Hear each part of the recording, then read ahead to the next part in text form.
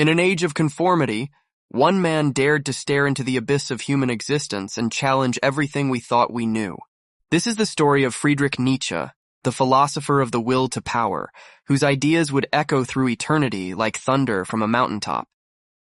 His life, a dramatic tapestry of brilliance, solitude, and tragedy, serves as a testament to the dangerous power of thought.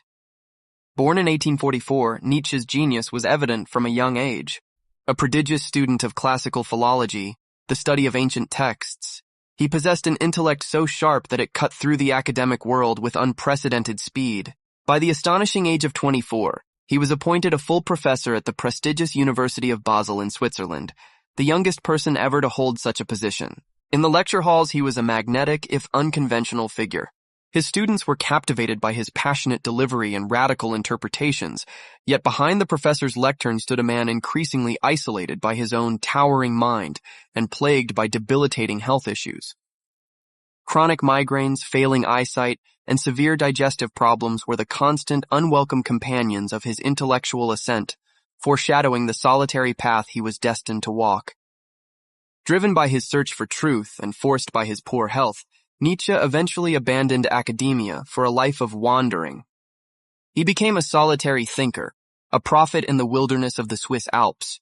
High above the world, near the village of Sils Maria, he found the crisp air and majestic solitude necessary for his revolutionary ideas to crystallize. It was here, amidst the jagged peaks and serene lakes, that his most famous concepts were born. Notebook in hand, he conceived of his alter ego, Zarathustra, a sage descending from his mountain hermitage to share his wisdom with a humanity not yet ready to hear it.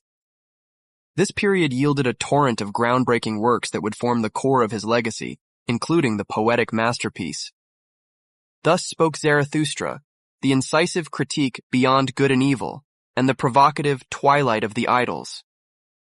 Through these texts, he called for a radical revaluation of all values, urging humanity to break the chains of traditional morality and create its own meaning in a godless universe. The relentless intensity of Nietzsche's thought ultimately took a devastating toll. In the winter of 1889 in the city of Turin, Italy, his brilliant mind finally shattered. The catalyst was a seemingly minor event, witnessing a coachman brutally flogging a horse in a public square. Overcome with pity, Nietzsche reportedly threw his arms around the animal's neck to protect it, then collapsed to the ground, never to recover his sanity. This dramatic breakdown marked the end of his intellectual life, ushering in a decade of silence and mental darkness. He spent his final years as a vacant, gentle invalid, cared for by his mother and later his sister, Elizabeth, who controversially edited and manipulated his unpublished works. Nietzsche died in 1900, unaware of the profound and often turbulent impact his philosophy was beginning to have on the world. His legacy, like an eagle soaring over a mountain peak at sunrise, continues to cast a long, complex shadow over modern thought, challenging us to live more bravely, think more dangerously, and become who we are.